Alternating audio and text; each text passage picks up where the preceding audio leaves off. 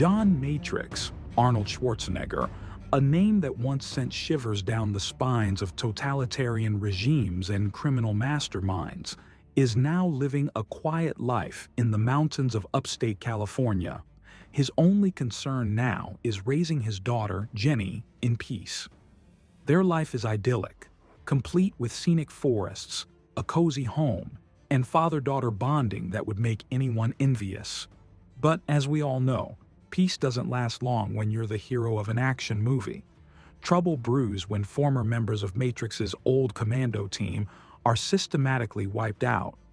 First, a suburban man is gunned down by garbage collectors with mini Uzis, because why not?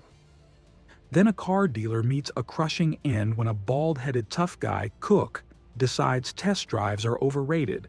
And finally, a tugboat goes up in flames, taking another team member with it. The common denominator? All these victims were part of Matrix's team. Enter General Franklin Kirby, Matrix's former commanding officer, who arrives at Matrix's mountain retreat with bad news. He warns Matrix that someone is targeting his old unit. Kirby explains that despite giving them new identities, a leak from the inside has exposed their locations.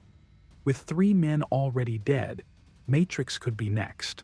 Kirby leaves 2 soldiers to guard Matrix's home, promising to find the mole and protect him. A group of gunmen ambushes Matrix's home in a storm of bullets, killing the guards and forcing Jenny to hide in her bedroom. Matrix, no stranger to chaos, dives into action. He rushes to his shed, which is not just a shed, it's an underground arsenal stocked with enough firepower to rival a small country. Armed and ready, Matrix confronts one of the attackers, who gives him an ultimatum: cooperate or Jenny dies. Matrix responds the only way he knows how, by blasting the guy away. But his victory is short-lived. As he rushes outside to chase the kidnappers, he discovers that his truck has been sabotaged. Undeterred, he hurls the truck down the steep mountain, steering it like a madman without brakes or power. Somehow, he intercepts one of the fleeing cars, takes down multiple armed thugs, and comes face to face with the mastermind behind it all, Bennett. Once thought dead in a tugboat explosion, Bennett reveals himself with a sinister grin and a truly questionable chainmail vest. Turns out, Bennett faked his death to draw out Matrix. The two share a tense history. Bennett was discharged from Matrix's team for massacring civilians in Val Verde. Bitter and vengeful, Bennett has sold his loyalty to Arias, Val Verde's deposed Marxist dictator. Arias wants Matrix to assassinate the current president, Velasquez, who trusts Matrix and would never suspect a thing. To ensure Matrix complies, they've taken Jenny as leverage. Reluctantly, Matrix agrees, but he's not one to follow orders.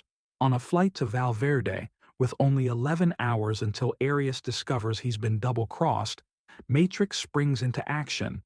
In true Schwarzenegger fashion, he kills his guard, Henriquez, and escapes the plane just as it takes off, diving into a marsh below. Now free, Matrix begins his rescue mission. His first target is Sully, one of Arias's sleazy henchmen who dropped him off at the airport. Sully is tailing Cindy, an off-duty flight attendant who has no interest in his advances. Matrix enlists Cindy's help, though she initially assumes he's insane. When Sully runs to a payphone to call reinforcements, Matrix fights him in a chaotic mall brawl. Seeing Sully pull a gun, Cindy realizes Matrix isn't the bad guy and decides to help him. After a wild car chase through city streets, Matrix catches Sully and dangles him off a cliff, demanding to know where Jenny is. Sully, ever the slimeball, refuses to cooperate. Matrix, true to his word, lets him fall to his death and loots his jacket for clues. He finds a motel key, leading him to Cook, another of Arias's henchmen. The confrontation with Cook is anything but subtle. Matrix breaks into the motel, and the two engage in a brutal hand-to-hand fight that ends with Matrix impaling Cook on a table leg. Though Cook dies without revealing Jenny's location, his car provides valuable intel, a map leading to Arius's island hideout. Cindy, proving to be more than just a sidekick, helps Matrix track down a seaplane at a marina. But before they can leave, Matrix is arrested by the police. Cindy, ever resourceful, uses a rocket launcher to blow up the police van and free him. Now armed and ready, the duo commandeers the seaplane and heads to Arius's island. Matrix tells Cindy to contact Kirby and request backup while he handles the dirty work. Upon landing, Matrix transforms into a one-man army. In a flurry of grenades, machine guns, and pure muscle, he decimates Arius's private militia. The final showdown begins as Matrix storms Arius's villa. After a tense gunfight, he takes down Arius with a shotgun. But his mission isn't over. Jenny, who had been trying to escape, is recaptured by Bennett. The deranged ex-commando relishes the chance to face Matrix one-on-one. What follows is an epic brawl between two titans. Bennett, fueled by years of resentment, and Matrix, driven by sheer determination to save his daughter.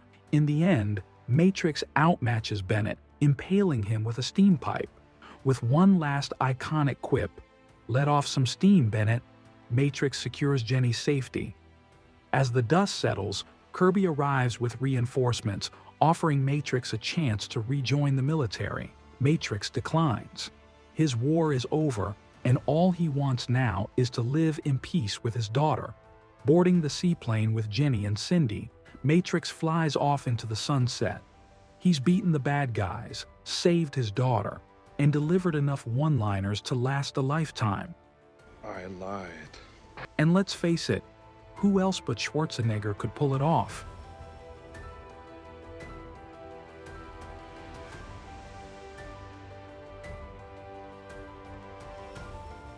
Thanks for watching. If you enjoyed this, hit subscribe and tap the bell icon so you don't miss our next video. See you next time.